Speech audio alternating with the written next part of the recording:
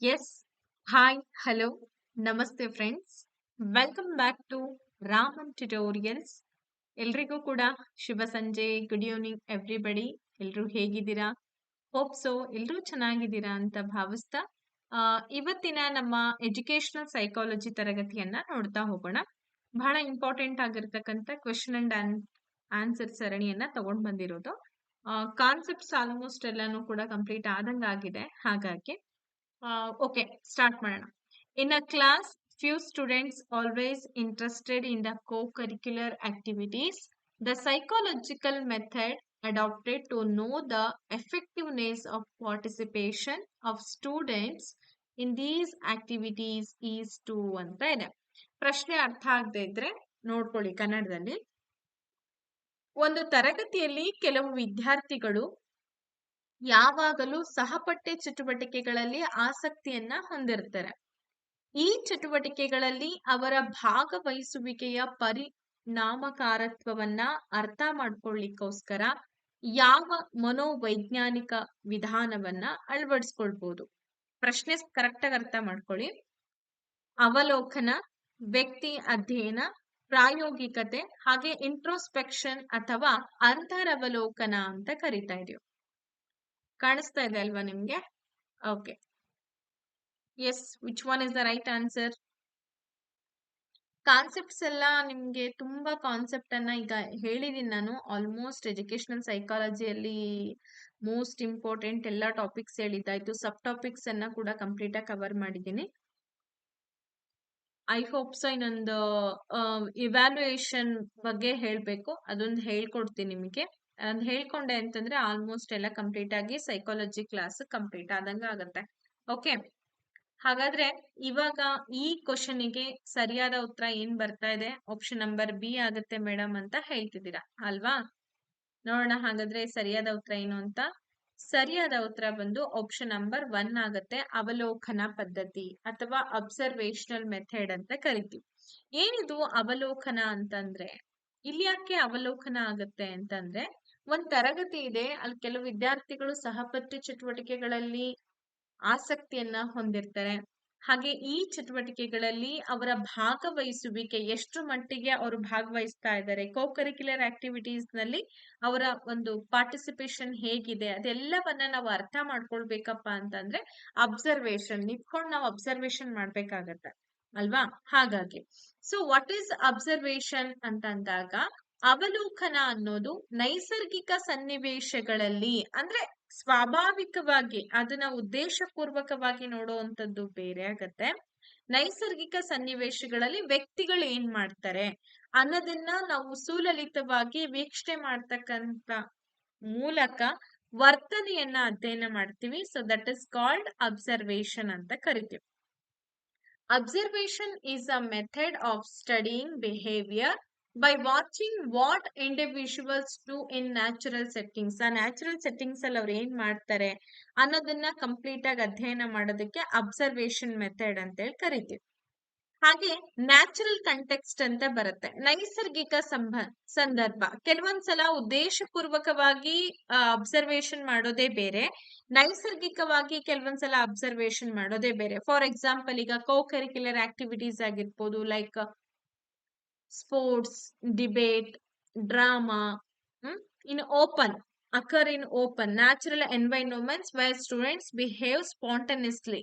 ಅಂದ್ರೆ ಕ್ರೀಡೆ, ಚರ್ಚಾ ಸ್ಪರ್ಧೆಗಳು ಅಥವಾ ನಾಟಕದಂತಹ ಸಹಪಠ್ಯ ಚಟುವಟಿಕೆಗಳು ಇವೆಲ್ಲವೂ ಕೂಡ ಮುಕ್ತ ವಾತಾವರಣದಲ್ಲಿ ನಡೀತಾ ಇರತ್ತೆ.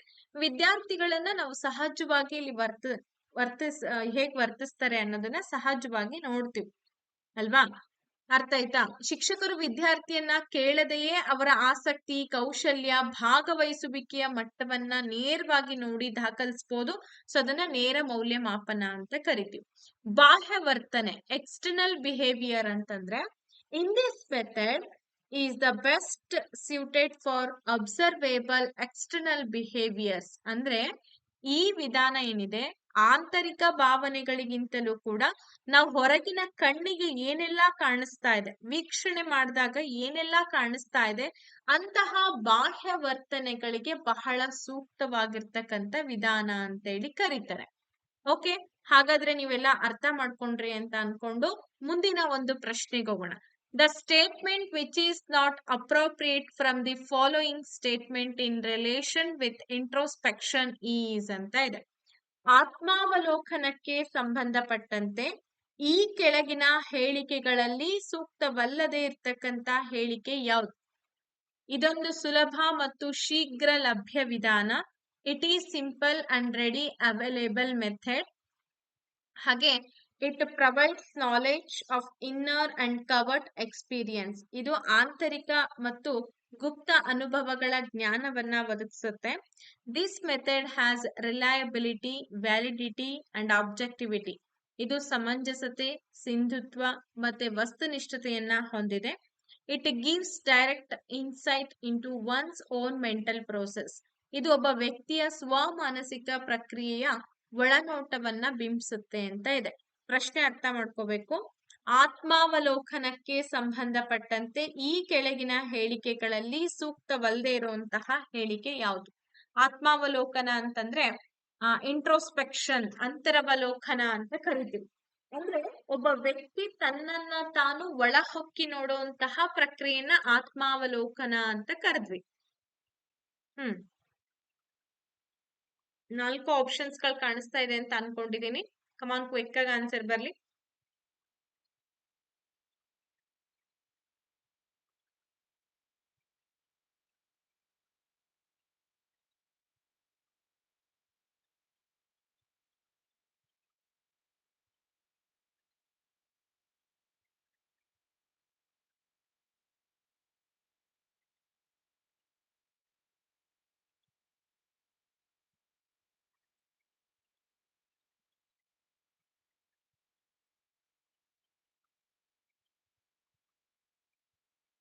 S, which one is the right answer? Almost ನೀವೇ ಹೇಳ್ತಾ ಇದ್ದೀರಾ. It provides knowledge of inner and covered experience. Very good, ಪರವಾಗಿಲ್ಲ. ಆದ್ರೆ ಕೆಲವೊಂದ್ಸಲ ನಿಮ್ಮ ಮಿಸ್ಟೇಕ್ಸ್ ಅರ್ಥ ಮಾಡ್ಕೊಳ್ಳಿ. This method has reliability, validity and objectivity ಅಂತ ಇದೆ. ಪ್ರಶ್ನೆ ಏನು? ಪ್ರಶ್ನೆ ಏನಿದೆ? ಈ ಕೆಳಗಿನ ಹೇಳಿಕೆಗಳಲ್ಲಿ ಸೂಕ್ತವಲ್ಲದ ಹೇಳಿಕೆ ಯಾವುದಕ್ಕೆ ಸೂಕ್ತವಲ್ಲದ ಹೇಳಿಕೆ? ಆತ್ಮಾವಲೋಕನಕ್ಕೆ. ಏಕೆಂದ್ರೆ ಇದು ಅವನ ಅಭಿಪ್ರಾಯಗಳಿಗೆ ತಕ್ಕಂಗಿರುತ್ತೆ. ಈಗ ನಾನೇನು ಅಂತ ಹೇಳಿ, ನನಗ್ ಚೆನ್ನಾಗ್ ಗೊತ್ತು ಅಂತ ಹೇಳಿ ನಾನು ಅದನ್ನ ನನ್ನ ಎಲ್ಲಾ ವಿಚಾರಗಳನ್ನ ಹೊರಗಡೆ ಓಪನ್ ಆಗಿ ಹೇಳೋದಕ್ಕೆ ಇಷ್ಟಪಡ್ತೀನ? ಅಥವಾ ನನ್ನ ಕೆಟ್ಟ ಗುಣ ಆಗಿರ್ಬೋದು, ಅಥವಾ ನನ್ನಲ್ಲಿರುವಂತ ಕೋಪ, ತಾಪ ಇವೆಲ್ಲವನ್ನ ಹೊರಗಡೆ ಹಾಕಕ್ ಇಷ್ಟಪಡ್ತಾರೆ ಯಾರೇ ಆಗ್ಲಿ? ಇಲ್ಲ. ಯಾಕೆ ಅಂತಂದ್ರೆ ಯಾವತ್ತು ಒಳ್ಳೆದನ್ನ ಹೇಳೋದಕ್ಕೆ ಇಷ್ಟಪಡ್ತಾರ ಹೊರತಾಗಿ ಆ ವ್ಯಕ್ತಿಯ ಇನ್ನೊಂದು ವ್ಯಕ್ತಿತ್ವವನ್ನ ಹೇಳೋದಕ್ಕೆ ಯಾರು ಇಷ್ಟಪಡೋದಿಲ್ಲ. ಸೊ ಹಂಗಾಗಿ ಇದು ಸಮಂಜಸತೆಯನ್ನು ಹೊಂದಿಲ್ಲ, ವಸ್ತುನಿಷ್ಠತೆಯನ್ನು ಹೊಂದಿಲ್ಲ, ವ್ಯಾಲಿಡಿಟಿನೂ ಕೂಡ ಇದಕ್ಕೆ ಇಲ್ಲ ಅಲ್ವಾ? ವ್ಯಕ್ತಿನಿಷ್ಠತೆ ಅಂತಂದ್ರೆ ಸಬ್ಜೆಕ್ಟಿವಿಟಿ ಅಂತ ಹೇಳಿ ಕರಿತೀವಿ.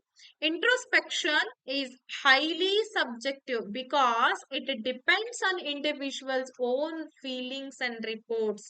ಇಲ್ಲಿ ನನ್ನ ವ್ಯಕ್ತಿತ್ವದ ಬಗ್ಗೆ ನಾನೇ ಮಾರ್ಕ್ ಮಾಡ್ತಾ ಇದ್ದೀನಿ ಹೊರತಾಗಿ ಇದು ಕಂಪ್ಲೀಟ್ಲಿ ವ್ಯಕ್ತಿನಿಷ್ಠತೆಯನ್ನ ಹೊಂದಿದೆ ಹೊರತಾಗಿ ವಸ್ತುನಿಷ್ಠತೆಯನ್ನ ಹೊಂದಿಲ್ಲ. ಕಂಪ್ಲೀಟ್ಲಿ ವಸ್ತುನಿಷ್ಠತೆಯ ಕೊರತೆ ಇರುತ್ತೆ.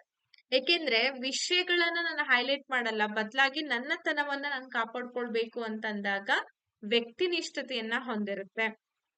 ಒಂದೇ ಪ್ರಚೋದನೆಗೆ ಬೇರೆ ಬೇರೆ ಜನರು ವಿಭಿನ್ನ ಅನುಭವಗಳನ್ನ ವರದಿ ಮಾಡ್ಬೋದು.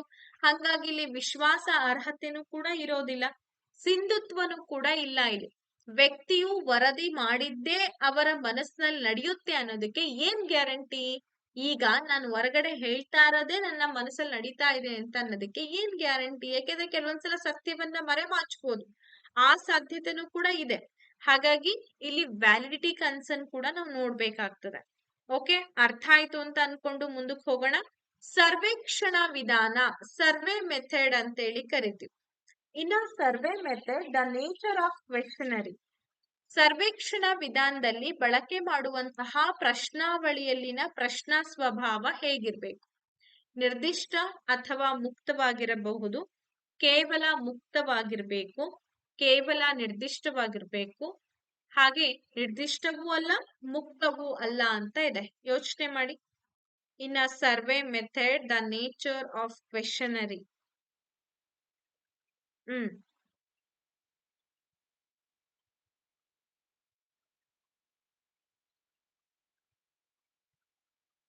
ಕಮಾನ್ ಕ್ವಿಕ್ ಆಗಿ ಆನ್ಸರ್ ಮಾಡಿ.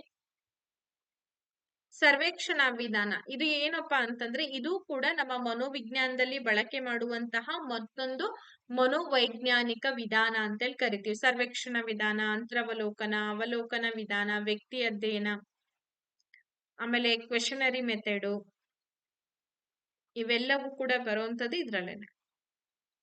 ಎಸ್, ಇದು ನಿರ್ದಿಷ್ಟ ಅಥವಾ ಮುಕ್ತವಾಗಿರಬಹುದು, ಸ್ಪೆಸಿಫಿಕ್ ಆರ್ ಓಪನ್ ಎಂಡೆಡ್ ಅಂತ ಕರಿತೀವಿ. ಸರ್ವೇಕ್ಷಣಾ ವಿಧಾನ ಅಂತಂದ್ರೆ ಏನು, ಫಸ್ಟ್ ಅದನ್ನ ನಾವು ತಿಳ್ಕೊಳ್ಳೋಣ. It use to collect data from a large population regarding opinions, attitudes or facts. ಅಂದ್ರೆ ಈ ಸರ್ವೇಕ್ಷಣಾ ವಿಧಾನದಲ್ಲಿ ಏನಾಗುತ್ತೆ ಅಂದ್ರೆ ಅಭಿಪ್ರಾಯಗಳು, ನಮ್ಮ ವರ್ತನೆಗಳು ಅಥವಾ ಸತ್ಯಾಂಶಗಳ ಬಗ್ಗೆ ಬೃಹತ್ ಜನಸಂಖ್ಯೆಯಿಂದ ದತ್ತಾಂಶಗಳನ್ನ ಸಂಗ್ರಹ ಮಾಡ್ತೀವಿ ಅಲ್ವಾ. ಈಗ ನೋಡಿ, ನೀವು ಟಿವಿ ಚಾನೆಲ್ ಅವ್ರು ಏನ್ ಮಾಡ್ತಾರೆ, ಕೆಲವೊಂದು ಪ್ರೋಗ್ರಾಮ್ಸ್ ಗಳ ಬಗ್ಗೆ ಅಭಿಪ್ರಾಯಗಳನ್ನ ವ್ಯಕ್ತಪಡಿಸ್ತಾ ಹೋಗ್ತಾರೆ. ಅದು ಸರ್ವೇಕ್ಷಣಾ ಪದ್ಧತಿಯ ಮೂಲಕ ಒಬ್ಬೊಬ್ಬರಿಗೆ ಒಂದೊಂದು ಕ್ವಶನ್ಸ್ ಗಳನ್ನ ಕೇಳ್ತಾರೆ. ಸೊ ಏನ್ ಸತ್ಯಾಂಶ ಇದೆ ಅದನ್ನೆಲ್ಲವನ್ನ ಅಲ್ಲಿ ಕ್ಯಾಪ್ಚರ್ ಮಾಡ್ತಾರೆ. Close ended or specific questions ಅಂದ್ರೆ ನಿರ್ದಿಷ್ಟ ಪ್ರಶ್ನೆಗಳು ಅಂದ್ರೆ ಹೇಗಿರುತ್ತೆ, these have fixed answers. Already ಅವೇನಾಗಿರ್ತವೆ ಅಂತಂದ್ರೆ ನಿಗದಿತ ಉತ್ತರಗಳನ್ನ ಹೊಂದಿರುತ್ತೆ, ಪರಿಮಾಣಾತ್ಮಕ ದತ್ತಾಂಶವನ್ನ ಗುರಿಯಾಗಿಸ್ಕೊಂಡಿರ್ತವೆ. ಹೌದು ಅಥವಾ ಇಲ್ಲ, ಮಲ್ಟಿಪಲ್ ಚಾಯ್ಸ್ ಕ್ವಶನ್ಸ್ ಗಳು ಈ ರೀತಿ ಇದ್ರೆ ಅದನ್ನ ನಿರ್ದಿಷ್ಟ ಪ್ರಶ್ನೆಗಳು ಅಥವಾ ಕ್ಲೋಸ್ ಎಂಡೆಡ್ ಕ್ವೆಶನ್ಸ್ ಅಂತ ಕರಿತೀವಿ. ಓಪನ್ ಎಂಡೆಡ್ ಕ್ವೆಶನ್ಸ್ ಎಷ್ಟೋ ಸಲ ಎಕ್ಸಾಮ್ಸ್ ಅಲ್ಲಿ ನಿಮ್ಗೆ ಈ ರೀತಿ ಕ್ವೆಶನ್ಸ್ ಗಳು ಬಂದಿದೆ. ಹಾಗಾಗಿ ತಿಳಿಸುವಂತ ಸಂದರ್ಭದಲ್ಲಿ ದಯವಿಟ್ಟು ನೀಟಾಗಿ ತಿಳ್ಕೊಳ್ಳಿ. ಓಪನ್ ಎಂಡೆಡ್ ಕ್ವೆಶನ್ಸ್ ಪ್ರತಿ ಸಲ ನಾನು ಹೇಳ್ತಾ ಇರ್ತೀನಿ, ದಟ್ ಇಸ್ ಕಾಲ್ಡ್ ಮುಕ್ತ ಪ್ರಶ್ನೆಗಳು ಅಂತ ಕರಿತೀವಿ. These allow respondents to express views in their own words, providing qualitative depth. ಅಂದ್ರೆ ಪ್ರತಿಕ್ರಿಯೆ ನೀಡುವವರು ಏನು, ನಾನು ಕೇಳಿದಂತ ಪ್ರಶ್ನೆಗೆ ಅಲ್ಲಿಂದ ಏನ್ ಪ್ರತಿಕ್ರಿಯೆ ಬರುತ್ತೆ ಬೇರೆಯವರಿಂದ, ಆ ಪ್ರತಿಕ್ರಿಯೆ ನೀಡೋರು ತಮ್ಮದೇ ಮಾತುಗಳಲ್ಲಿ ಅಭಿಪ್ರಾಯಗಳನ್ನ ವ್ಯಕ್ತಪಡಿಸೋದಕ್ಕೆ ಅನುವು ಮಾಡಿಕೊಡುತ್ತೆ. ಹಾಗೆ ಇದು ಗುಣಾತ್ಮಕವಾಗಿರ್ತಕ್ಕಂಥ ಆಳವನ್ನ ಕೂಡ ಒದಗಿಸ್ಕೊಡುತ್ತೆ. ಸೊ ಅದನ್ನೇ ನಾವು ಓಪನ್ ಎಂಡೆಡ್ ಕ್ವೆಶನ್ಸ್ ಅಂತ ಹೇಳ್ತೀವಿ. ಫ್ಲೆಕ್ಸಿಬಿಲಿಟಿ ಇರುತ್ತೆ. A good questionnaire often mixes both types to get statistical data and detailed insights ಅಂತ. ಒಂದೊಳ್ಳೆಯ ಪ್ರಶ್ನಾವಳಿ ಏನ್ ಮಾಡುತ್ತೆ, ಅಂಕಿ ಅಂಶಗಳ ದತ್ತಾಂಶ, ವಿವರವಾದಂತಹ ಒಳನೋಟಗಳನ್ನ ಪಡ್ಕೊಳ್ಳಿಕ್ಕೆ ಸಾಮಾನ್ಯವಾಗಿ ಎರಡೂ ಪ್ರಕಾರಗಳನ್ನ ಕೂಡ ಇಲ್ಲಿ ಮಿಶ್ರಣ ಮಾಡ್ತಾ ಹೋಗುತ್ತೆ. ಇಷ್ಟು ನೀವು ಅರ್ಥ ಮಾಡ್ಕೊಂಬಿಡಿ ಸಾಕು, open ended and close ended questions ಗಳು ಹೇಗಿರುತ್ತೆ ಅಂತ. ನೋಡಿ, ಈಗ for example, do you like online classes, ಇದು specific. Why do you like them, ಇದು ಓಪನ್ ಎಂಡೆಡ್ ಕ್ವಶನ್. ಇದು ಕ್ಲೋಸ್ ಎಂಡೆಡ್ ಕ್ವಶನ್, ಇದು ಓಪನ್ ಎಂಡೆಡ್ ಕ್ವಶನ್. ಸ್ಪೆಸಿಫಿಕ್ ಅಂತಂದ್ರೆ yes or no questions or multiple answers ಗಳನ್ನ ಎಕ್ಸ್ಪೆಕ್ಟ್ ಮಾಡ್ತಾ ಇರುತ್ತೆ. But open ended questions, ನಿಮಗೆ online class ಅಂದ್ರೆ ಇಷ್ಟ, ಯಾಕೆ ಇಷ್ಟ, ಅದ್ರಾಗಿಂದ ಏನ್ ಪಡ್ಕೊಂಡ್ರಿ ನೀವು, ಈ ತರ ರೀಸಾನಿಂಗ್ ಕ್ವಶನ್ಸ್ ಗಳನ್ನ ಕೇಳ್ತಾರೆ. ಅರ್ಥ ಆಯ್ತಲ್ವಾ. ಮುಂದಿನ ಪ್ರಶ್ನೆಗೆ ಹೋಗೋಣ. ಕಂಪಲ್ಸರಿ ಈ ಕಾನ್ಸೆಪ್ಟ್ ಮೇಲೆ ಕ್ವಶನ್ಸ್ ಗಳು, ಇದೊಂದು ಮಾಡೆಲ್ ಕ್ವಶನ್ ಪೇಪರ್ ನಾನು ತಗೊಂಡಿರೋದು. ಇಲ್ಲೇನೆ 7-8 ಪ್ರಶ್ನೆಗಳಿಗೆ ಈ ಒಂದು ಮನೋವೈಜ್ಞಾನಿಕ ವಿಧಾನಗಳ ಬಗ್ಗೆ ಕೇಳಿದ್ದಾರೆ. ನಿಮ್ಗೆ ಎಕ್ಸಾಮ್ಸ್ ಅಲ್ಲಿ ಏನ್ ಮಾಡ್ತಾರೆ, ಒಂದು 2-3 ಮಾರ್ಕ್ಸ್ ಸಿಗಾದ್ರೂ ಕಂಪಲ್ಸರಿ ಕೇಳ್ತಾರೆ, ಅದಂತೂ ಖಂಡಿತ. Okay, a child is not willing to go to school and is defiant of punishment and threats. As a teacher, the psychological method used to find remedy for his behavior is. What a good question. ಒಂದು ಮಗು ಏನ್ ಮಾಡುತ್ತೆ, ಶಾಲೆಗೆ ಹೋಗ್ಲಿಕ್ಕೆ ಸಮ್ಮತಿಯನ್ನ ಕೊಡ್ತಾ ಇಲ್ಲ, ಹಾಗೆ ಶಿಕ್ಷೆಯ ಅಥವಾ ದಂಡನೆಯ ಬಗೆಗೆ ನಿರ್ಲಕ್ಷ್ಯ ಮನೋಭಾವವನ್ನ ಹೊಂದಿದ್ದಾನೆ.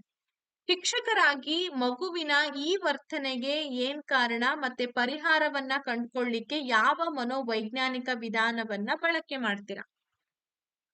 Experimental method, case study method, survey method, observational method ಅಂತ ಇದೆ. ಯೋಚನೆ ಮಾಡಿ, ಇನ್ನೊಂದು ಸಲ ಕ್ವೆಶನ್ ಅನ್ನ ನೀಟಾಗಿ ಅಬ್ಸರ್ವ್ ಮಾಡಿ ಓದ್ಕೊಳ್ಳಿ.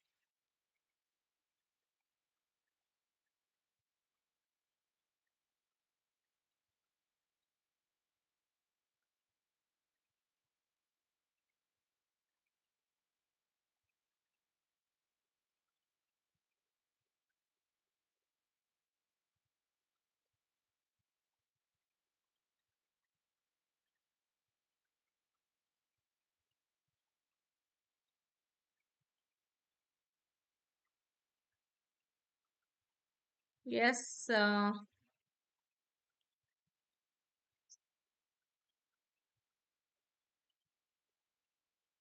ಇದಕ್ಕೆ ಸರಿಯಾದ ಉತ್ತರ ಬಂದ್ಬಿಟ್ಟು ಆಲ್ಮೋಸ್ಟ್ ಎಲ್ರು ಕೂಡ ಹೇಳ್ತಿದ್ದೀರಾ, ವ್ಯಕ್ತಿ ಅಧ್ಯಯನ ಅಂತ. Very good answer. Case study method ಅನ್ನ ಬಳಕೆ ಮಾಡ್ಬೇಕಾಗತ್ತೆ. ಯಾಕೆ ಕೇಸ್ ಸ್ಟಡಿ ಮೆಥಡ್ ಅಂತಂದ್ರೆ ಇದೊಂದು ನೈದಾನಿಕ ಸ್ವರೂಪ ಅಥವಾ ಡಯಾಗ್ನೋಸ್ಟಿಕ್ ನೇಚರ್ ಅಂತ ಹೇಳಿ ಕರಿತೀವಿ.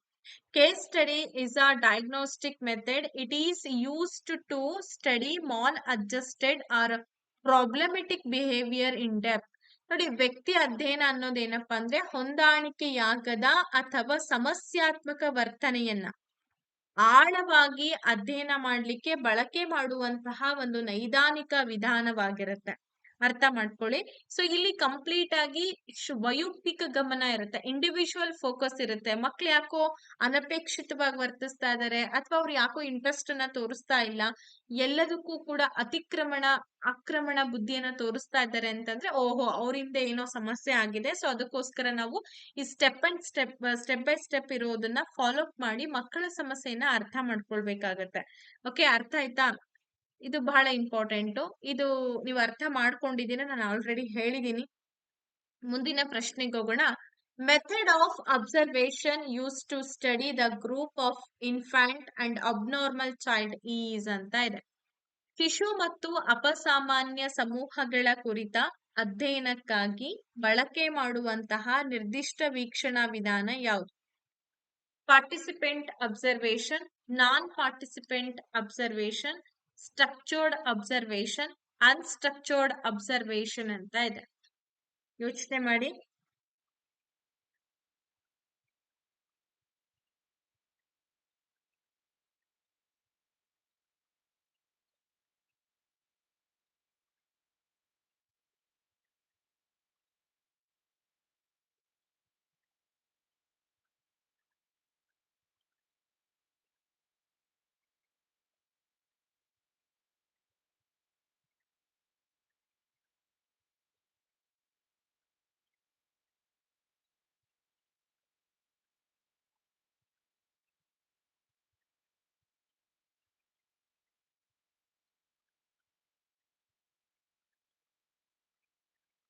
ಓಕೆ, ಇಲ್ಲಿ ಭಾಗವಹಿಸುವವರ ವೀಕ್ಷಣೆ ಅಂತೇಳಿ ಹೇಳ್ತಿದ್ದೀರಾ. ಇನ್ನು ಕೆಲವೊಬ್ರು ನಾನ್ ಪಾರ್ಟಿಸಿಪೆಂಟ್ ಅಬ್ಸರ್ವೇಷನ್ ಅಂತಾನು ಕೂಡ ಹೇಳಿದ್ರಿ. ಸರಿಯಾದ ಉತ್ತರ ಬಂದು ನಾನ್ ಪಾರ್ಟಿಸಿಪೆಂಟ್ ಅಬ್ಸರ್ವೇಷನ್. ಹೆಂಗಾಗುತ್ತೆ ಅಂದ್ರೆ ಶಿಶು ಮತ್ತೆ ಅಪಸಾಮಾನ್ಯ. ಈಗ ಸಣ್ಣ ಮಕ್ಳು ಇರ್ತವೆ, ನಾವು ಅವ್ರ ಜೊತೆ ಕುತ್ಕೊಂಡು ನೀನ್ ಏನ್ ಮಾಡ್ತೀನಿ ಅಂತ ನಾನು ನೋಡ್ತೀನಿ ಅಂತಂದ್ರೆ ಮಕ್ಳು ಮಾಡಲ್ಲ. ಸ್ವಲ್ಪ ಇನ್ಫೀರಿಯಾರಿಟಿ ಕಾಂಪ್ಲೆಕ್ಸ್ ಇರ್ತದೆ. ಜೊತೆಗೆ ಅಪಸಾಮಾನ್ಯ ಅಂದ್ರೆ ಅಬ್ನಾರ್ಮಲ್. ನಾರ್ಮಲ್ ಇರೋಂತ ವಿದ್ಯಾರ್ಥಿಗಳಿಗಿಂತಲೂ ಕೂಡ ಕೆಲವೊಂದು ವಿಶೇಷವಾದಂತಹ ಅಗತ್ಯತೆಯುಳ್ಳಂತಹ ಮಕ್ಕಳನ್ನ ನಾವು ಅಪಸಾಮಾನ್ಯ ಸಮೂಹದ ಮಕ್ಕಳು ಅಂತ ಗುರುತಿಸ್ತೀವಿ. ಸೊ ಅವ್ರಿಗೆ ನಾವ್ ಏನ್ ಮಾಡ್ಬೇಕು ಅಂದ್ರೆ ಭಾಗವಹಿಸದ ವೀಕ್ಷಣೆ, ನಾನ್ ಪಾರ್ಟಿಸಿಪೆಂಟ್ ಅಬ್ಸರ್ವೇಷನ್. ಹಾಗಂದ್ರೆ ಹೆಂಗೆ ಮೇಡಮ್ ಅಂತಂದ್ರೆ the observer watches from a distance without interacting or influencing the subjects. So ವೀಕ್ಷಕರು ಏನ್ ಮಾಡ್ಬೇಕಿಲ್ಲಿ ವಿಷಯಗಳ ಜೊತೆಗೆ ಸಂವಹನವನ್ನ ಮಾಡಬಾರ್ದು. ವಿಷಯಗಳು ಅಂತಂದ್ರೆ ಸ್ಟೂಡೆಂಟ್ಸ್ ಇರ್ತಾರೆ, ಅವ್ರ ಜೊತೆ ನಾವು ನೇರವಾಗಿ ಸಂವಹನ ಅಥವಾ ಕಮ್ಯುನಿಕೇಟ್ ಮಾಡ್ಲಾರ್ದಂಗೆನೆ ಅಥವಾ ನಮ್ಮ ಇಂಪ್ಯಾಕ್ಟ್ ಬೀರ್ಲಾರ್ದಂಗೆನೆ ದೂರದಿಂದಲೇ ಅವರನ್ನ ನಾವು ಗಮನಿಸ್ತಾ ಇರ್ತೀವಿ. ಸೊ ಶಿಶುಗಳು ಕೂಡ ಅಷ್ಟೇ, ತಮ್ಮ ಭಾವನೆಗಳನ್ನ ಮೌಖಿಕವಾಗಿ ವರದಿ ಮಾಡ್ಲಿಕ್ಕೆ ಅವ್ರ ಕೈಲಿ ಆಗಲ್ಲ. ಸೊ ವೈಜ್ಞಾನಿಕವಾಗಿ ಗಮನಿಸುವಂತ ಸಂದರ್ಭದಲ್ಲಿ ಅಪರಿಚಿತರು ಬಂದ್ರು, ಸೊ ಏನೋ ನನಗೆ ಮಾಡ್ತಾ ಇದಾರೆ ಅಂತ ಹೇಳಿ ಆ ಮಗು ಇನ್ಫೀರಿಯಾರಿಟಿ ಕಾಂಪ್ಲೆಕ್ಸ್ ಅನ್ನ ಫೇಸ್ ಮಾಡ್ಬೇಕಾಗತ್ತೆ. ಅದಕ್ಕೂ ಕೂಡ ಅವ್ರ ಜೊತೆ ನಾವು ಬೆರ್ತು ಮಾಡಕ್ ಆಗಲ್ಲ. ಅಂಡ್ ಆಲ್ಸೋ ಅಪಸಾಮಾನ್ಯ ಮಕ್ಳು, ಅಬ್ನಾರ್ಮಲ್ ಚಿಲ್ಡ್ರನ್ ಅಂತಂದ್ರೆ ವರ್ತನಾ ಸಮಸ್ಯೆಗಳಿರುವಂತಹ ಮಕ್ಕಳು. ವೀಕ್ಷಕರು ತಮ್ಮ ಗುಂಪನ್ನ ಪ್ರವೇಶ ಮಾಡಿದಾಗ ಏನಾಗುತ್ತೆ, ಅನಿರೀಕ್ಷಿತವಾಗಿ ಆಕ್ರಮಣಕಾರಿಯಾಗಿ ಪ್ರತಿಕ್ರಿಯೆಯನ್ನ ಕೊಡ್ಬೋದು. ಹಂಗಾಗಿ ಭಾಗವಹಿಸದವರ ಒಂದು ವೀಕ್ಷಣೆ ಅದರಲ್ಲಿ ಬರ್ತದೆ. ನೆಕ್ಸ್ಟ್ 81ನೇ ಪ್ರಶ್ನೆಗೆ ಹೋಗೋಣ. To create the classroom atmosphere as effective and dynamic, a teacher has to adjust himself with a group behavior. Here the required nature of teacher should be ಅಂತ ಇದೆ. ಏನಿದೆ ಮೇಡಮ್ ಪ್ರಶ್ನೆ ಅಂತಂದ್ರೆ ತರಗತಿಯ ವಾತಾವರಣವನ್ನ ಪರಿಣಾಮಕಾರಿಯಾಗ್ಲಿಕ್ಕೆ ಶಿಕ್ಷಕನು ತನ್ನನ್ನ ಕ್ರಿಯಾತ್ಮಕವಾಗಿ ಗುಂಪಿನ ನಡವಳಿಕೆಯೊಂದಿಗೆ ಹೊಂದಿಸ್ಕೊಳ್ಬೇಕಾಗತ್ತೆ. ಹಾಗಾದ್ರೆ ಇಲ್ಲಿ ಶಿಕ್ಷಕರಿಗೆ ಅಗತ್ಯವಾಗಿ ಎಂತಹ ಸ್ವಭಾವ ಇರ್ಬೇಕಾಗತ್ತೆ? ಕಮಾನ್ ಕ್ವಿಕ್ ಆಗಿ ಬರ್ಲಿ ಆನ್ಸರು. ಎಂತ ಸ್ವಭಾವ ಬೇಕು ಶಿಕ್ಷಕರಿಗೆ? ಪ್ರಜಾಸತ್ತಾತ್ಮಕ ಇರ್ಬೇಕಾ? ಅನುಕೂಲಕರ ಅಥವಾ ಆಶಾವಾದಿ, ನಿರಂಕುಶ ಮತ್ತೆ ನಿರಾಶಾವಾದಿತ್ವ ಅಂತ ಇದೆ. ಯೋಚನೆ ಮಾಡ್ಬಿಟ್ಟು ಆನ್ಸರ್ ಕೊಡಿ.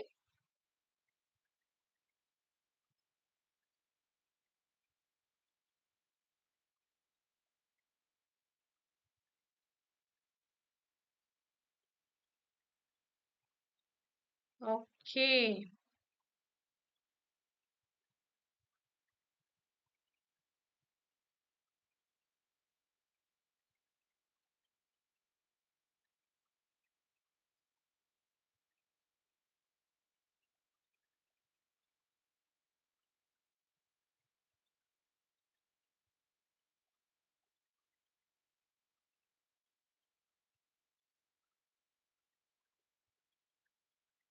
ಎಸ್, ಇದಕ್ಕೆ ಸರಿಯಾದ ಉತ್ತರ ಪ್ರಜಾಸತ್ತಾತ್ಮಕ ಅಂತೇಳಿ ಹೇಳ್ತಿದ್ದೀರಾ.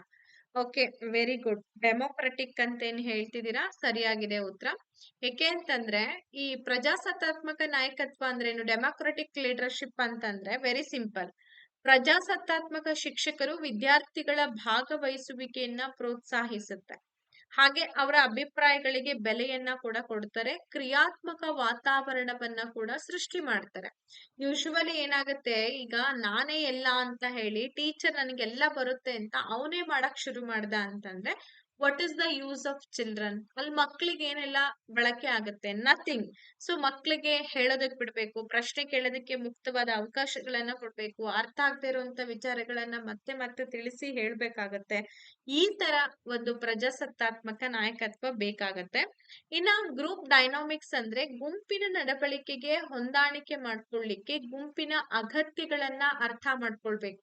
ಸೊ ಹಾಗೆ ಗೌರವವನ್ನ ಕೂಡ ಕೊಡೋದು ಅಗತ್ಯವಾಗಿರುತ್ತೆ. ಇದೆಲ್ಲವೂ ಕೂಡ ಪ್ರಜಾಸತ್ತಾತ್ಮಕ ನಾಯಕತ್ವದ ಪ್ರಮುಖ ಲಕ್ಷಣ ಅಂತ ಹೇಳಿ ನಾವು ಗುರುತಿಸ್ತೀವಿ.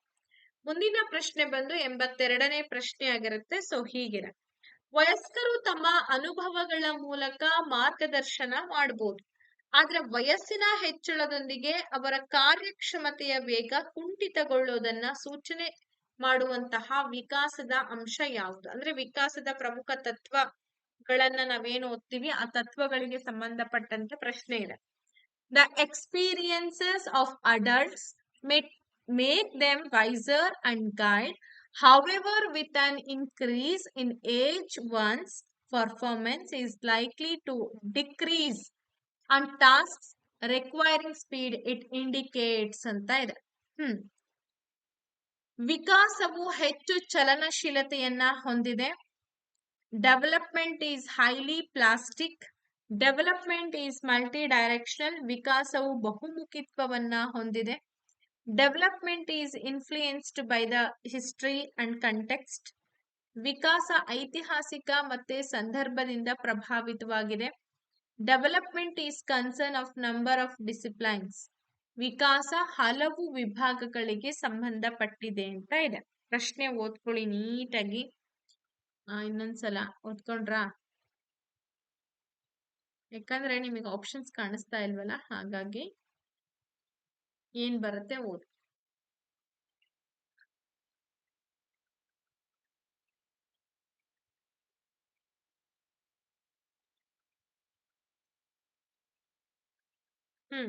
ವಿಕಾಸ ಚಲನಶೀಲತೆಯನ್ನ ಹೊಂದಿದೆ. ಡೆವಲಪ್ಮೆಂಟ್ ಈಸ್ ಹೈಲಿ ಪ್ಲಾಸ್ಟಿಕ್ ಅಂತ ಹೇಳಿ ಹೇಳ್ತಿದ್ದೀರಾ. ನೋಡಿ, ಇದು ವಿಕಾಸ ಅನ್ನೋದು ಬಹುಮುಖಿತ್ವವನ್ನ ಹೊಂದಿದೆ ಅಂಡ್ ಮಲ್ಟಿ ಡೈರೆಕ್ಷನಲ್ ಅಂತ ಹೇಳಿ ಕರಿತೀವಿ. ಬಹುಮುಖಿತ್ವ ಅಂತಂದ್ರೆ ವಿಕಾಸ ಅನ್ನೋದು ಜೀವನದುದ್ದಕ್ಕೂ ಕೂಡ ನಡೆಯುವಂತಹ ಒಂದು ಪ್ರೋಸೆಸ್. ನಿಮಗೆ ಗೊತ್ತಿದೆ, ತಾಯಿಯ ಗರ್ಭಾವಸ್ಥೆಯಿಂದ ಹಿಡಿದು ಮರಣದವರೆಗೂ ಕೂಡ ಓಮ್ ಟು ಟೂಂಬ್ ಅಂತ ಹೇಳಿ ಕರಿತೀವಿ.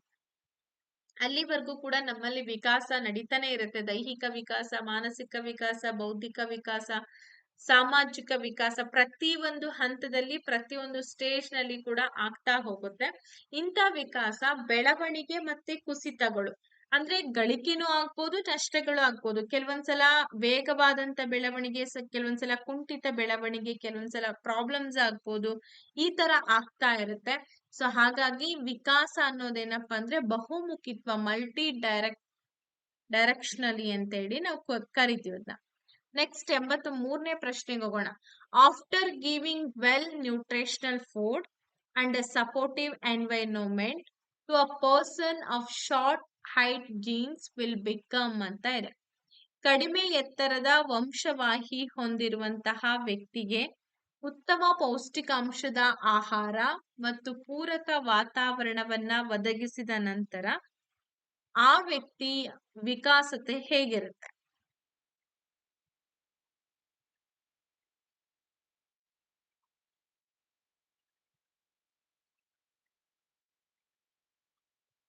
ಎತ್ತರದ ವ್ಯಕ್ತಿ, ಗಿಡ್ಡ ವ್ಯಕ್ತಿ, ಸರಾಸರಿಗಿಂತ ಎತ್ತರವಲ್ಲದ ವ್ಯಕ್ತಿ ಅಥವಾ ಸರಾಸರಿಗಿಂತ ಎತ್ತರವಾಗಲು ಸಾಧ್ಯವಿಲ್ಲ, ಇಂಡಿಪೆಂಡೆಂಟ್ ಆನ್ ಇನ್ಫ್ಲೂಯೆನ್ಸಿಂಗ್ ಫ್ಯಾಕ್ಟರ್ಸ್, ಯಾವುದೇ ಪ್ರಭಾವಕ್ಕೆ ಒಳಗಾಗದ ವ್ಯಕ್ತಿ ಅಂತ ಇದೆ.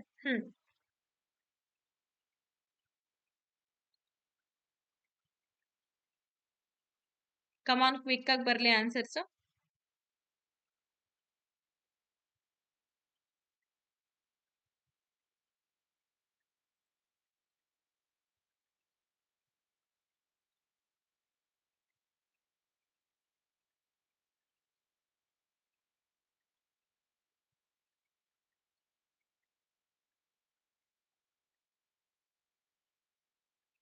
ಎಸ್, ಸರಿಯಾದ ಉತ್ತರ ಬಂದ್ಬಿಟ್ಟು ಆಪ್ಷನ್ ನಂಬರ್ 3 ಅಂತ ಹೇಳಿದ್ರಿ. Never be able to be taller than average, ಸರಾಸರಿಗಿಂತ ಎತ್ತರವಲ್ಲದ ವ್ಯಕ್ತಿ. ಅಂದ್ರೆ ಇಲ್ಲಿ ಪ್ರಕೃತಿ ಮತ್ತೆ ಪ್ರಕೃತಿ ವಿರುದ್ಧ ಪೋಷಣೆ ಅಂತ ಕರಿತೀವಿ. ಹೆರಿಡಿಟಿ ಅಂದ್ರೆ genes. It determines the potential while environment determines the realization of that potential. ಅಂದ್ರೆ ಅನುವಂಶೀಯತೆ ಏನ್ ಮಾಡುತ್ತೆ, ಸಾಮರ್ಥ್ಯವನ್ನ ನಿರ್ಧರಿಸುತ್ತೆ. ಆ ವ್ಯಕ್ತಿಯ ಸಂಪೂರ್ಣ ಸಾಮರ್ಥ್ಯ, ಕೆಪಾಸಿಟಿ ಅಂತ ಏನ್ ಕರಿತೀವಿ, ಅದನ್ನ ನಿರ್ಧಾರ ಮಾಡಿದ್ರೆ ಪರಿಸರ ಏನ್ ಮಾಡುತ್ತೆ, ಆ ಸಾಮರ್ಥ್ಯದ ಸಾಕ್ಷಾತ್ಕಾರವನ್ನ ನಿರ್ಧಾರ ಮಾಡುತ್ತೆ. ಯಾಕೆಂತಂದ್ರೆ ಹುಟ್ಟಿದಂತ ಮನುಷ್ಯನಿಗೆ ಒಂದು ಶಕ್ತಿ ಸಾಮರ್ಥ್ಯ ಇದ್ದೇ ಇರುತ್ತೆ ಅಲ್ವಾ? ಸೊ ಆ ಶಕ್ತಿ ಸಾಮರ್ಥ್ಯ ಇದ್ದಾಗ ಅದನ್ನ ಅವ್ನ್ ಹೆಂಗ್ ಬಳಕೆ ಮಾಡ್ತಾನೆ, ಅದನ್ನ ಅವ್ನ್ ಹೆಂಗ್ ರೂಢಿ ಮಾಡ್ಕೊಳ್ತಾನೆ, ಅದೆಲ್ಲವೂ ಕೂಡ ಪರಿಸರ ನಿರ್ಧಾರ ಮಾಡುತ್ತೆ. ಯಾಕೆಂತಂದ್ರೆ ಪರಿಸರ ಎಷ್ಟು ಮಟ್ಟಿಗೆ ಅದು ಒದಗಿಸ್ಕೊಡುತ್ತೆ ಅನ್ನೋದ್ರ ಮೇಲೆ ಡಿಪೆಂಡ್ ಆಗುತ್ತೆ. ಸೊ ಹಾಗಾಗಿ ಆ ಸಾಮರ್ಥ್ಯದ ಸಾಕ್ಷಾತ್ಕಾರವನ್ನ ನಿರ್ಧಾರ ಮಾಡೋದು ಯಾವುದು? ಪರಿಸರ. ಎತ್ತರದಂತಹ ಲಕ್ಷಣಗಳಿಗೆ ಜೀನ್ಸ್ಗಳು ನಿರ್ದಿಷ್ಟ ವ್ಯಾಪ್ತಿಯನ್ನ ಹೊಂದಿಸುತ್ತೆ. ಪರಿಸರ ಈ ವ್ಯಾಪ್ತಿಯ ಒಳಗೆ ಮಾತ್ರ ವಿಕಾಸದ ಮೇಲೆ ಪ್ರಭಾವವನ್ನ ಬೀರ್ಲಿಕ್ಕೆ ಸಾಧ್ಯ. ಅನುವಂಶೀಯತೆಯ ಮಿತಿ ಇರುತ್ತಾ ಇಲ್ವಾ? ಜೆನೆಟಿಕ್ ಲಿಮಿಟೇಷನ್ ಕೂಡ ಇರುತ್ತೆ. ಈಗ ಒಬ್ಬ ವ್ಯಕ್ತಿ ಕಡಿಮೆ ಎತ್ತರದ ಜೀನ್ಗಳನ್ನ ಹೊಂದಿದ್ರೆ ಅವರ ಅನುವಂಶಿಕ ಗರಿಷ್ಠ ಮಿತಿಯು ಜನಸಂಖ್ಯೆಯ ಸರಾಸರಿಗಿಂತನೂ ಕೂಡ ಕಡಿಮೆ ಇರುವಂತಹ ಸಾಧ್ಯತೆ ಇರುತ್ತೆ. ಕೆಲವೊಂದ್ಸಲ ಹಂಗೆ ಇರ್ಬೇಕು ಹಿಂಗೆ ಇರ್ಬೇಕು ಅಂತಲ್ಲ, ಕೆಲವೊಂದ್ಸಲ ಜೆನೆಟಿಕ್ ಲಿಮಿಟೇಷನ್ ಕೂಡ ಇರೋದನ್ನ ನೋಡ್ತೀವಿ. ಇಫ್ ಇನ್ ಕೇಸ್ ಅವನಿಗೆ ಉತ್ತಮ ಪೋಷಣೆ, ಆಹಾರ ಎಲ್ಲ ಸಿಕ್ಕಾಗ ಅವನ ಅನುವಂಶಿಕತೆಯನ್ನ ಕೂಡ ಮೀರ್ಲಿಕ್ಕೆ ಸಾಧ್ಯ ಇರುತ್ತೆ. ಕೆಲವೊಂದ್ಸಲ ಇರೋದಿಲ್ಲ ಅಷ್ಟೇ. ಮುಂದಿನ ಪ್ರಶ್ನೆಗೆ ಹೋಗೋಣ. The essential component required to calculate chronological age of an infant is, ಶಿಶುವಿನ ದೈಹಿಕ ವಯಸ್ಸನ್ನ ಲೆಕ್ಕಿಸಲು ಅಗತ್ಯವಿರುವಂತಹ ಅಂಶ ಯಾವುದು? ಶಿಶುವಿನ ದೈಹಿಕ ವಯಸ್ಸಿನ ಬಗ್ಗೆ ಮಾತಾಡ್ತಾ ಇದೀವಿ. ಪ್ರಸವ ಪೂರ್ವ ಅವಧಿ, ಪ್ರಸವೋತ್ತರ ಅವಧಿ, ಎರಡೂ ಅವಧಿಗಳನ್ನ ಪರಿಗಣಿಸುವಂತಿಲ್ಲ.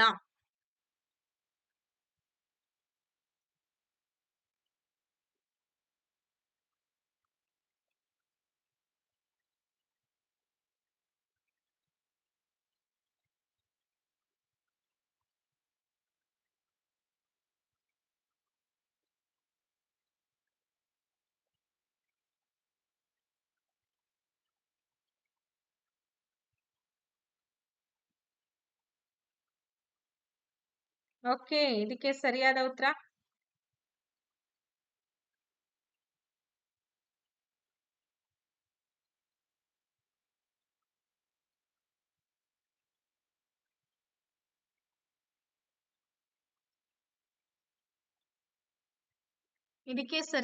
ಬಂದ್ಬಿಟ್ಟು ಪ್ರಸವೋತ್ತರ ಅವಧಿನ ಅಥವಾ ಪ್ರಸವ ಪೂರ್ವ ಅವಧಿ ಮಾತ್ರ ಅಂತಂದಾಗ ಓನ್ಲಿ ಪೋಸ್ಟ್ ನಾಟಲ್ ಪೀರಿಯಡ್ ಅಂದ್ರೆ ಯಾವಾಗ ತಾಯಿಯ ಗರ್ಭದಿಂದ ಮಗು ಹೊರಗಡೆ ಬರುತ್ತೋ ಅಲ್ಲಿಂದ ನಾವು ದೈಹಿಕ ವಯಸ್ಸನ್ನ ಕಂಟಿನ್ಯೂ ಮಾಡ್ತಾ ಹೋಗ್ತೀವಿ. ಸೊ ಅದು ಕ್ರೊನಾಲಜಿಕಲ್ ಏಜ್. ಮಗು ತಾಯಿ ಗರ್ಭದಲ್ಲೇ ಇದ್ದಾಗ ಇನ್ನು ನಾವು ಅದ್ನೇನ್ ಮಾಡಲ್ಲ ಅಂತಂದ್ರೆ ಹೇಳ್ತಾರೆ 8 ತಿಂಗಳು, 9 ತಿಂಗಳು, 10 ತಿಂಗಳು, 11 ತಿಂಗಳು ಈ ರೀತಿ ಹೇಳ್ಬೋದು ಹೊರತಾಗಿ ಅದ್ರ ಬದಲಿಗೆ ಆ ಮಗುವಿನ ವಯಸ್ಸನ್ನ ತಾಯಿಯ ಗರ್ಭಾವಸ್ಥೆಯಲ್ಲಿ ಇದ್ದಾಗ್ಲಿಂದಲೇ ನಾವೇನ್ ಮಾಡಲ್ಲ, ಕೌಂಟ್ ಡೌನ್ ಮಾಡಲ್ಲ. ಮಾಡ್ತೀವಾ? ನೋ ಚಾನ್ಸ್ ಅಟ್ ಆಲ್ ಅಲ್ವಾ? ಸೊ ಹಾಗಾಗಿ ದೈಹಿಕ ವಯಸ್ಸು ಅಂತಂದಾಗ, ದೈಹಿಕ ವಯಸ್ಸು ಅಂತಂದ್ರೆ ನಿಮ್ಮ ಜನನದಿಂದ ನಿರ್ದಿಷ್ಟ ದಿನಾಂಕದವರೆಗೆ ಕಳೆದಂತಹ ಸಮಯವನ್ನ ದೈಹಿಕ ವಯಸ್ಸು ಅಂತ ಹೇಳಿ ಕರಿತೀವಿ. ಅದನ್ನ ನಾವು ಒಂದು ಬುದ್ಧಿಶಕ್ತಿ ಸೂಚ್ಯಂಕವನ್ನ ಕೂಡ ಕಂಡುಹಿಡಿಯಲಿಕ್ಕೆ ದೈಹಿಕ ವಯಸ್ಸನ್ನ ಬಳಕೆ ಮಾಡ್ತಾರೆ. IQ equals MA divided by CA into 100 ಅಂತ ಹೇಳ್ತೀವಿ. ಈ CA ಅಂತಂದ್ರೆ ಕ್ರೊನಾಲಜಿಕಲ್ ಏಜ್ ಅಂತ ಹೇಳಿ ಕರಿತೀವಿ. MA ಅಂತಂದ್ರೆ ಮೆಂಟಲ್ ಏಜ್ ಅಂತ ಹೇಳಿ ಕೂಡ ಕರೀತಾರೆ. ಅಂದ್ರೆ ಮಾನಸಿಕ ವಯಸ್ಸು ಮತ್ತೆ ದೈಹಿಕ ವಯಸ್ಸು ಇವೆರಡನ್ನ 100ರಿಂದ ಭಾಗಿಸಿದಾಗ IQ ಸಿಗುತ್ತೆ ಅನ್ನೋದೇ ಇದ್ರ ತಾತ್ಪರ್ಯ. ಓಕೆ. ಆ 9 ಮಂತ್ಸ್ ಏನಿದೆ ಬಿಫೋರ್ ನಾವು ಭೂಮಿಗೆ ಬರೋಕ್ಕಿಂತ ಮುಂಚೆ 9 ಮಂತ್ ತಾಯಿಯ ಗರ್ಭದಲ್ಲಿ ಏನ್ ಇರ್ತೀವಲ್ಲ, ಸೊ ಅದನ್ನ ಏನ್ ಮಾಡ್ಬಾರ್ದು ಅಂದ್ರೆ ದೈಹಿಕ ವಯಸ್ಸಿಗೆ ಕೌಂಟ್ ಮಾಡೋ ಹಾಗಿಲ್ಲ. 85ನೇ ಪ್ರಶ್ನೆಗೆ ಹೋಗೋಣ. Why newborn babies are crying, their whole body is involving in doing so, but as he develops it is limited to the vocal cord, facial expression, eyes. The principle observed in this development is. ನವಜಾತ ಶಿಶು ಅಳುವಾಗ ಅದರ ಇಡೀ ದೇಹ ಏನಪ್ಪಾ ಅಂದ್ರೆ ಚಲನಶೀಲವಾಗುತ್ತೆ. ಅಂದ್ರೆ ಅಳುವಂತ ಸಂದರ್ಭದಲ್ಲಿ ಕೈ ಬಡಿಯುತ್ತೆ, ಕಾಲ್ ಬಡಿಯುತ್ತೆ, ಮುಖ ಎಕ್ಸ್ಪ್ರೆಷನ್ಸ್ ಗಳನ್ನ ಕೊಡುತ್ತೆ. ಇದನ್ನೇ ಶಿಶು ಬೆಳೆದಂತೆ ಅಳುವ ಕ್ರಿಯೆ ಕೇವಲ ಧ್ವನಿ ಪೆಟ್ಟಿಗೆ, ಮುಖಭಾವ ಮತ್ತೆ ಕಣ್ಣುಗಳಿಗೆ ಸೀಮಿತ ಆಗುತ್ತೆ. ಹಾಗಾದ್ರೆ ಈ ವಿಕಾಸದಲ್ಲಿ ನೀವೇನನ್ನ ಗಮನಿಸ್ತೀರಾ? ಬೇಗ ಬರ್ಲಿ ಆನ್ಸರು.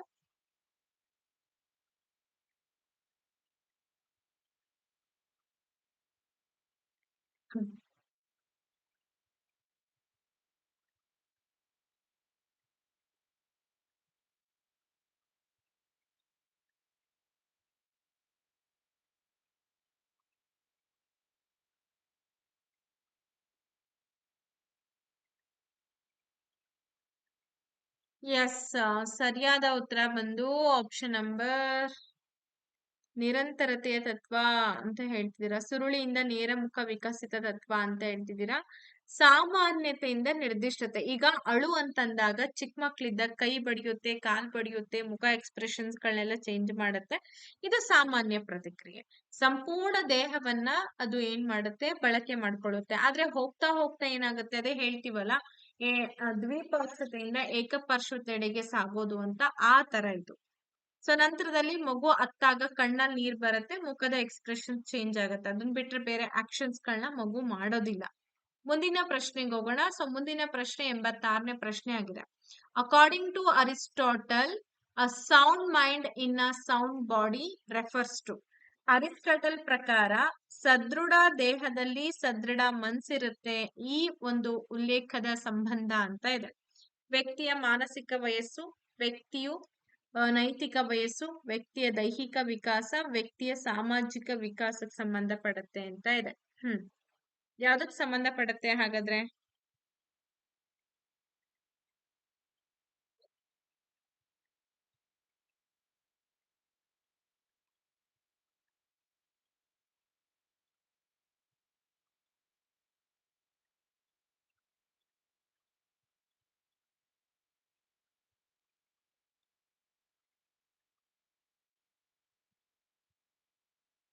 ಹಾ, ಅದನ್ನ ನಾವೇನಂತ ಕರೆದ್ವಿ? ವ್ಯಕ್ತಿಯ ದೈಹಿಕ ವಿಕಾಸ, ಫಿಸಿಕಲ್ ಡೆವಲಪ್ಮೆಂಟ್ ಆಫ್ ಇಂಡಿವಿಜುವಲ್ ಅಂತ ಕರಿತೀವಿ. ಅಂದ್ರೆ ಈ ಪ್ರಸಿದ್ಧ ಉಲ್ಲೇಖ ಏನಿದೆ, ಸದೃಢ ಒಂದು ದೇಹದಲ್ಲಿ ಸದೃಢ ಮನಸ್ಥಿತಿ ಇರುತ್ತೆ ಅಂತ ಹೇಳಿ ಅರಿಸ್ಟಾಟಲ್ ಅವರು ಹೇಳ್ತಾರೆ. ಯಾಕೆ ಹೇಳ್ತಾರೆ ಈ ಮಾತನ್ನ ಅಂತಂದ್ರೆ, ನಮ್ಮ ದೈಹಿಕ ಆರೋಗ್ಯ ಬಹಳ ಮುಖ್ಯ ಆಗುತ್ತೆ.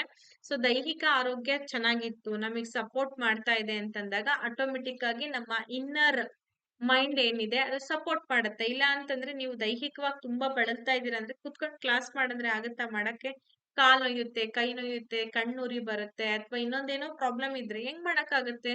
ಸಾಧ್ಯ ಇಲ್ಲ. ನಾವು ದೈಹಿಕವಾಗಿ ಸದೃಢತೆಯನ್ನ ಹೊಂದಿದಾಗ ಮಾತ್ರ ಮಾನಸಿಕ ಸಶಕ್ತರಾಗ್ಲಿಕ್ಕೆ ಸಾಧ್ಯ. ಇಲ್ಲ ಅಂತಂದ್ರೆ ಸಾಧ್ಯ ಆಗಲ್ಲ ಅಲ್ವಾ? ದೈಹಿಕ ಆರೋಗ್ಯ, ಮಾನಸಿಕ ಆರೋಗ್ಯ ಮತ್ತೆ ಬೌದ್ಧಿಕ ಸಾಮರ್ಥ್ಯಗಳಿಗೆ ಅಡಿಪಾಯ ಅನ್ನೋದನ್ನ ಅರಿಸ್ಟಾಟಲ್ ಅವ್ರು ಹೇಳ್ತಾರೆ. ತುಂಬಾ ಇದೆ ಎಕ್ಸ್ಪ್ಲನೇಷನ್ ಅಲ್ಲಿ ನಾನು ಕೊಟ್ಟಿರ್ತೀನಿ, ಓದ್ಕೊಳ್ಳಿ, ನಿಮ್ಗೆ ಹೆಲ್ಪ್ ಆಗ್ಬೋದು. ಈಗ ಅಸರ್ಷನ್, ರೀಸನ್ ಇದೆ. A child saw a bull towards it and the child showed instinctive behavior of running away. Reason: initially a child perceives the movement of the bull, experiences an emotion of fear, and finally shows the reaction of running away ಅಂತ ಇದೆ.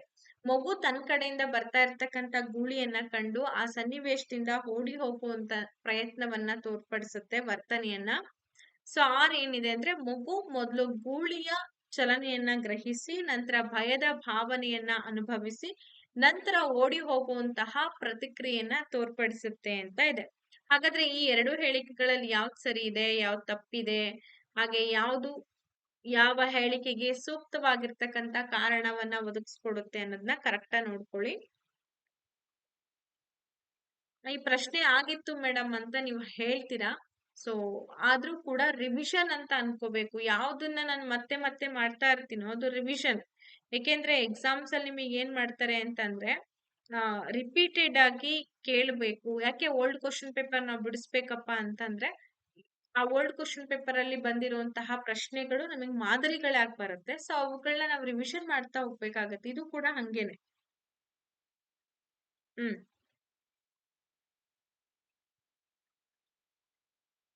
ಕಮಾನ್ quick ಆಗಿ ಬರ್ಲಿ. ಇಲ್ಲಿ ಇನ್ನೊಂದೆರಡು ಉತ್ತರ ಇದೆ, ನೋಡ್ಕೊಳ್ಳಿ. A ಸರಿಯಾದ ಹೇಳಿಕೆ, ಆರ್ ಹೇಳಿಕೆ ತಪ್ಪಾದ ಹೇಳಿಕೆ ಆಗಿದೆ. ಹಾಗೆ ಎ ಯು ತಪ್ಪಾದ ಹೇಳಿಕೆ, ಆರ್ ಹೇಳಿಕೆ ಸರಿಯಾಗಿದೆ ಅಂತ ಇದೆ. ಕರೆಕ್ಟ್ ಆಗಿ ಆಪ್ಷನ್ಸ್ ನ ನೋಡ್ಕೊಂಡಿದ್ದು ಆನ್ಸರ್ ಗಳನ್ನ ಮಾಡಿ.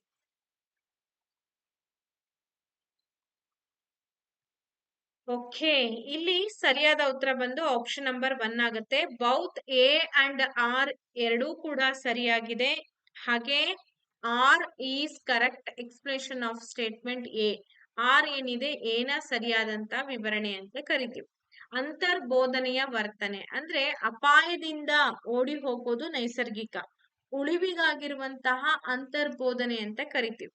ಆದ್ರಿಂದ ಪ್ರತಿಪಾದನೆ ಎ ಕೂಡ ಖಂಡಿತವಾಗಿ ನಿಜ ಅಂತೇಳಿ ಹೇಳ್ತಾರೆ. ಈಗ ಒಂದು ಅಪಾಯ ನನ್ನ ಕಣ್ಣೆದ್ರಿಗಿದೆ ಅಂತಂದಾಗ ನನ್ನ ಭಾವನೆಗಳನ್ನ ವ್ಯಕ್ತಪಡಿಸ್ತಾ ಹೋಗ್ತೀನಿ. ಈಗ ಗೂಳಿ ಅನ್ನೋದು ಒಂದು ಗ್ರಹಿಕೆ, ಅದಕ್ಕೆ ನಾವ್ ಹೇಗ್ ವರ್ತಿಸ್ಬೇಕು, ನನಗದು ಹತ್ರ ಬಂದ ತಕ್ಷಣ ಗುದ್ದುತ್ತೆ, ನಾನು ಅದಕ್ಕೆ ಎಸ್ಕೇಪ್ ಆಗ್ಬೇಕು, ಭಯ ಪಡ್ಬೇಕಾಗ್ತದೆ. ಪ್ರಜ್ಞಾಪೂರ್ವಕ ಭಾವನೆಯನ್ನ ಭಯ ಅಂತ ಕರೆದ್ರು, ದೈಹಿಕ ಪ್ರತಿಕ್ರಿಯೆಯಲ್ಲಿ ಓಡೋದು. ಅರ್ಥ ಆಯ್ತಲ್ವಾ? ಸೊ ಇದು ಏನಪ್ಪಾ ಅಂತಂದ್ರೆ ಅಪ್ಲಿಕೇಶನ್ ಲೆವೆಲ್ ಕ್ವಶನ್ಸ್ ಅಂತ ಹೇಳಿ ಕರಿತೀವಿ. ಈ ರೀತಿ ನಿಮ್ಗೆ ಅಪ್ಲಿಕೇಶನ್ ಲೆವೆಲ್ ಕ್ವಶನ್ಸ್ ಅನ್ನ ಕೇಳಿದಾಗ ನೀವು ಕಾನ್ಸೆಪ್ಟ್ಗಳು, ನಾನು ಏನು ತುಂಬಾ ಕಾನ್ಸೆಪ್ಟ್ಸ್ ಎಲ್ಲ ಮಾಡಿ ನಾನು ನಿಮ್ಗೆ ಕೊಟ್ಟಿದ್ದೀನಿ, ಆ ಎಲ್ಲಾ ಕಾನ್ಸೆಪ್ಟ್ ಅನ್ನ ನೀವು ನೀಟಾಗಿ ಅರ್ಥ ಮಾಡ್ಕೊಂಡಾಗ ಮಾತ್ರ 101% ನೀವು ಇಲ್ಲಿ ಸಕ್ಸೀಡ್ ಆಗ್ಲಿಕ್ಕೆ ಸಾಧ್ಯ ಆಗತ್ತೆ. ಕಾನ್ಸೆಪ್ಟ್ಸ್ ಅರ್ಥ ಮಾಡ್ಕೊಂಡಿಲ್ಲ, ನಾನು ನೇರವಾಗಿ ಬರೀ ಕ್ವಶನ್ಸ್ ಗಳನ್ನ ಅಟೆಂಡ್ ಮಾಡ್ತೀನಿ ಅಂತಂದ್ರೆ ಅದಲ್ಲ. ಯಾವಾಗ್ಲೂ ಮೈಂಡ್ ಮ್ಯಾಪಿಂಗ್ ಬಹಳ ಇಂಪಾರ್ಟೆಂಟ್. ಆ ಮೈಂಡ್ ಮ್ಯಾಪಿಂಗ್ ಇರ್ಲಿ ನಿಮ್ ತಲೆಯಲ್ಲಿ ಅಂತ ಹೇಳ್ತಾ ಈ ಇನ್ನುಳಿದಂತಹ ಕ್ವಶನ್ಸ್ ಗಳನ್ನ ಮುಂದಿನ ಒಂದು ತರಗತಿಯಲ್ಲಿ ಎಕ್ಸ್ಪ್ಲೇನ್ ಮಾಡ್ತಾ ಹೋಗ್ತೀನಿ. ಡೆಫಿನೆಟ್ಲಿ ಇದನ್ನ ಮುಗಿಸ್ಬಿಡೋಣ. ಅವತ್ತು ಕೂಡ ಒಂದ್ ಸ್ವಲ್ಪ ಹೇಳಿ ಕೈ ಬಿಟ್ಟಿದ್ದೆ. ಇದನ್ನ ಕಂಪ್ಲೀಟ್ ಆಗಿ ಮಾಡಿ ಮುಗಿಸ್ಕೊಟ್ರೆ ನೀವು ನೋಡ್ಕೊಳ್ಳೋಕ್ಕೂ ಕೂಡ ಹೆಲ್ಪ್ ಆಗ್ತದೆ ಅಂತ ಹೇಳ್ತಾ ಇವತ್ತಿನ ಈ ಕ್ಲಾಸ್ ಅನ್ನ ಇಲ್ಲಿ ಮುಗಿಸೋಣ. ಧನ್ಯವಾದಗಳು ಅಂಡ್ ಟೇಕ್ ಕೇರ್.